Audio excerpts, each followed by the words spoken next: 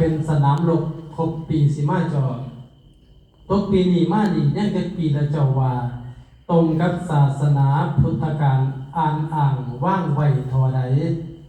ตกมาปีกับใจใกล้เราไปจอคุณหมุนพ่อปานกังหันปันปวนกวนเอาคนสิไหลมากเขาจอกับคุณพ่อปานเส้นเขาปุ่นมั่นสิบุญระบุญกันศาสนาจอจันมั่นสิแม่นจริงไหมใกล้ถึงพญาถ้ำภูสิน้ำมาลางให้ผ้ากันจำศีลหาผ้าวานาไว้แน่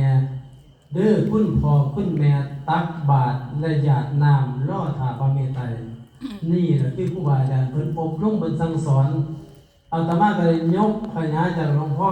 เจ้าคุณพรหมเสรีที่ว่าเทศมือแรกเป็นลูกศิษย์เพิ่นเทศก็สิมีพญาแน่มีก่อนแน่มาเบาให้ญาติโยมได้ฟังมื้อนี้ฟังลูกศิษย์มือว่านเมื่อก่อนฟังครูบาอาจารย์เพราะฉะนั้นมื้อนี้มาเทศเนี่ยให้ญาติโยมได้มี4ต่อว่ามัน4เพิ่นบอกเลขให้บอกบางคนจบเลย4มาแล้วสูงยาว4อยู่นั่นเด้บางเมื่อมาฟังเทศมันจ้องกับปากขาเนี่ยมาหมดเลยเนาะ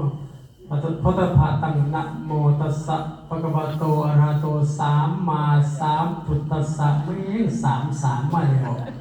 บางคนนี่คิดไปสั่นนี่บ่อันนี้บ่แม่นเด้อเนี่ยอย่าไปคิดว่าเป็นเลขเด้อ4ต่อแรกก็คือตั้งใจฟังด้วยดีย่อมได้ปัญญา